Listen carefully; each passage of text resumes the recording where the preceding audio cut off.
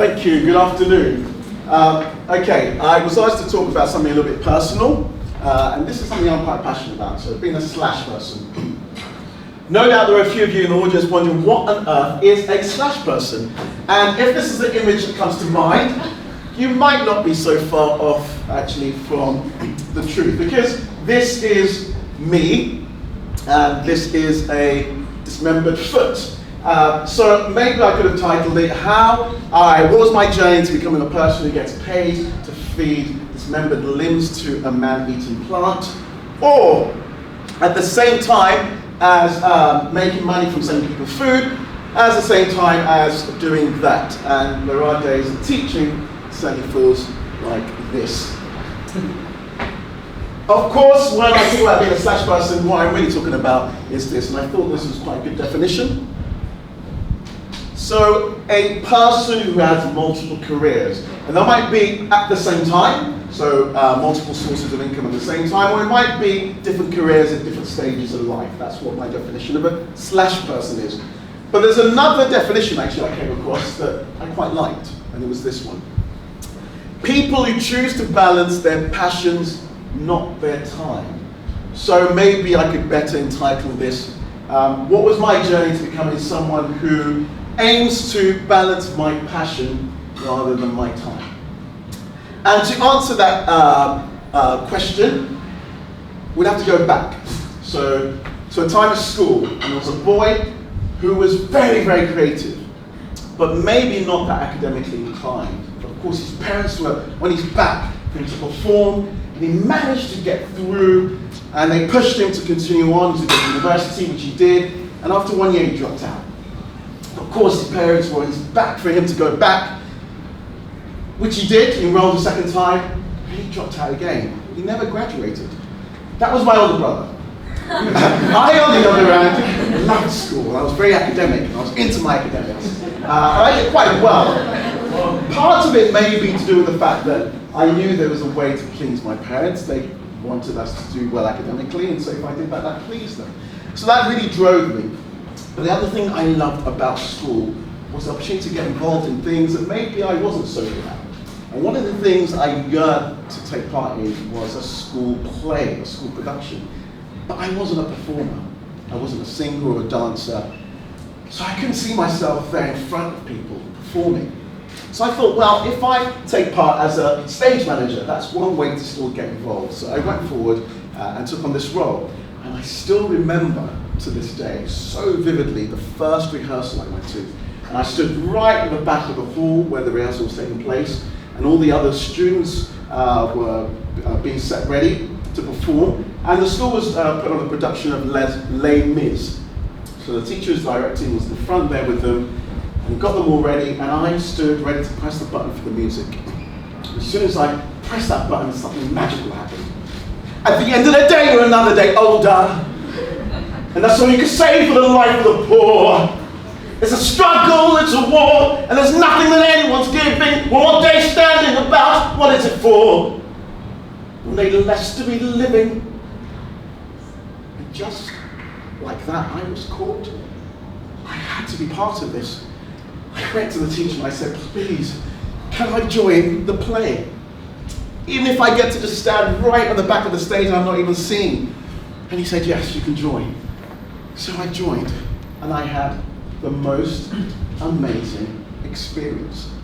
It was an experience that left something with me, a seed, you could say, that went on to be watered and flourished over the years that came. And I had many other wonderful experiences at school, but that was one of the ones I remember most vividly. And I finished school, and I went on to Bath University to pursue a degree in electronics engineering. And what was amazing about this experience of my academic career was, again, being in a place where I got to pursue and learn about something I was deeply passionate about, would you believe, electronics engineering. But at the same time, I was in this adventure playground that provided so many opportunities to get involved in other things. Being the first time away from home, I had to learn how to cook for myself, and that allowed me to develop an interest and passion in food. I joined BUMS, the Bath University Musical Society, And that allowed me to continue to develop that passion and maybe to nurture that seed that had been planted when I was at school, amongst many, many, many other varied interests that I developed. So much so that when I came to facing graduation, I was suddenly struck with this question, because most of my life up to then was been about the academics of working towards getting to a degree in order to then become an engineer. And I suddenly thought, wow, there's so many other things out there. If this is it now, me becoming an engineer for the next 40 years, it kind of seems a bit boring, doesn't it? Maybe I should consider doing something else just for a couple of years, and then I'd go back and do the career thing. So, I don't know why, I thought, let's consider teaching. At the same time, a very, very good friend of mine was really on my back for me to consider actually going into performing full time. And he encouraged me to put an application for the Royal Academy of Music in London, which I did mainly to get him off my back. And sure enough, I got an audition. So I took the train to London, and I remember going for this interview for the teaching post on a Friday, and on the Saturday morning going to the Royal Academy to do my audition. A few weeks later, I got a positive result back from both of them. So I stood in this place where I had to tell my parents that I wasn't going to become an engineer. I was now considering going to performance full time or teaching. I considered this offer from the Royal Academy, and I just thought, I couldn't believe I'd been offered a place. I'd never really considered myself as a performer. It was just something I did on the side and enjoyed.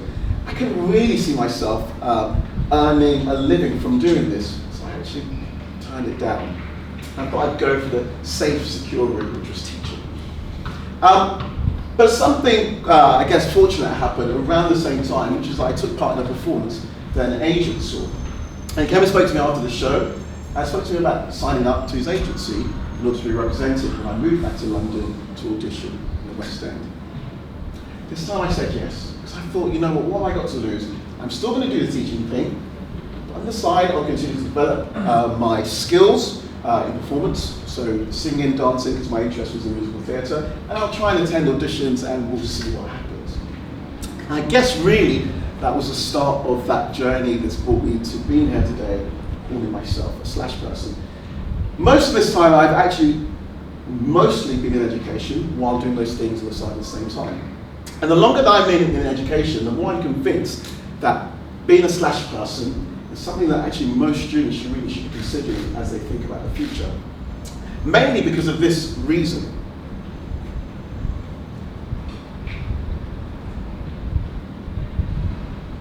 And research that's coming out, they're saying things like this. So most people there are students, and you will be graduating into the world of work in a few years' time. Now that world you will be coming into will be vastly different to the world of work from 20 years or even 10 years ago. And I feel like people who can become slash people, or at least take on some of those attributes, are the type of people who will be able to weather the world of work that will be full of instability and constant change, much more successfully. So yes, these are the reasons I'll say to be a slash person. Additionally, I think being a slash person helps you to develop motivation and initiative. I believe it's useful having a diverse skill set. And actually, most importantly for me, I feel like being a slash person keeps you creatively fulfilled. There are downsides. I would say sometimes people can look at you as someone who's a bit flaky and doesn't really know what they're doing or what they want to do. It can be very hard work, particularly if you're the type of slash person who's doing multiple things at the same time. And this one I find all the time, when you're in social settings and you're meeting people, sometimes you find it really hard to say exactly what you do. So if I'm in a group of performers, sometimes I find it hard to actually come out and say, yes, I'm an acting performer. But if you're sitting there thinking, yeah, I can see the sense of this, how do I go on to become a slash person? There are 4 factors that I would say are really important, the most important factors, I think, to make you successful as a slash person. And one is investing and developing networks, or guanxi, I put it. I mean guanxi in the most neutral sense of the word. And that is about the simple fact that actually in everyday life, the people we have relationships and connections with are the people we will invest more time to and would be willing to help and lend support to. You guys are fortunate enough to go to a school with a very strong alumni network. You can easily contact the alumni group and send an email to someone who used to go to CIS to get an answer to something you're wondering about their industry, or even because you're interested in going and getting work experience, and you probably get a positive response. Just for the sheer fact that you have this connection that was built from you just turning up every day to this institution. And that's a level of network, but you can make networks even stronger, right? Especially if you go through situations with people that involve some kind of shared experience, particularly if there's any emotional element to that. So taking part in sports teams at schools, being part of committees, the committee that organizes the TEDxYouth talks, for example, might be networks that you form that are even stronger and you take with you once you graduate and leave CIS. A second would be being people who are curious. And I think someone like Leonardo da Vinci up there would be a perfect example of this, of someone who's curious in asking questions, but not just stopping there, being someone then who invested the time in order to find the answers to those questions. So it might be questions like, how do birds fly, and how can we use that knowledge to build flying machines? But then goes and actually tries to find the answer and put it to use. Or it might be, how can we paint something in a more lifelike and realistic way, and invest the time to make that happen. I found for myself, I have curiosity, for example, in education about how we can accelerate learning in students. Or how can an actor be more believable on stage? Or how can you make a restaurant which leaves people feeling happy, but then you also make money at the same time? Those are the kind of questions that drive me in all the different interests and pursuits that I am involved in. And third one, attitude. The two main attitudes in particular I'll highlight will be a growth mindset and grit. So the growth mindset really is someone who would say something like, I don't know, or I'm not very good at that thing yet. Okay, but they have the belief that over time, that would change. And grit is really about the people who are this. So willing to invest in hard work and put in time to something that might be difficult. Right? And again, I think having that kind of attitude is the thing that will allow people or convince people to actually give you opportunities that maybe your experience doesn't seem to lend itself to, or maybe your academic background doesn't seem like you're able to do. Because of your general attitude, they would give you those opportunities. And then the last one is actually just doing it. Right? Just having a go. Being the type of people who go, what harm does it do? What harm does it do if this person is saying, why not sign up with my agency and I'll send you to auditions? And going, yeah, why not?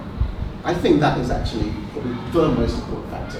And I mentioned my brother at the beginning. I mentioned him for a reason, despite him technically being an academic failure. I would say he is actually the most successful slash person that I know personally.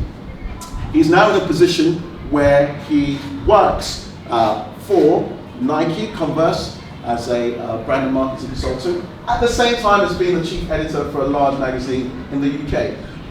All of these companies wanting to work for them full time. He, in response to them, has said, I actually think I'll be more effective and more useful to you working across all the different interests I have. And you know, all of them come back and said, okay, fair enough.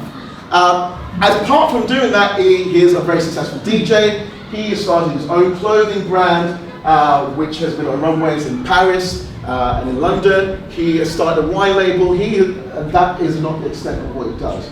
And this is despite someone who went through and had a school experience which may have labeled him as someone who's actually a failure. Like I said, he stands as someone who's encapsulates all those attributes. He's driven, he's got the grit attitude, growth mindset, he's built a good network, he is curious about many things, and actually he just does it. So to round up, I will say this: if you are sat there, especially as a student, but maybe not, you might be already something, but still wondering about the future, rather than asking yourself, what do I want to be, or what do I want to become? I'd say instead ask, what do I want to become next? Thank you for listening.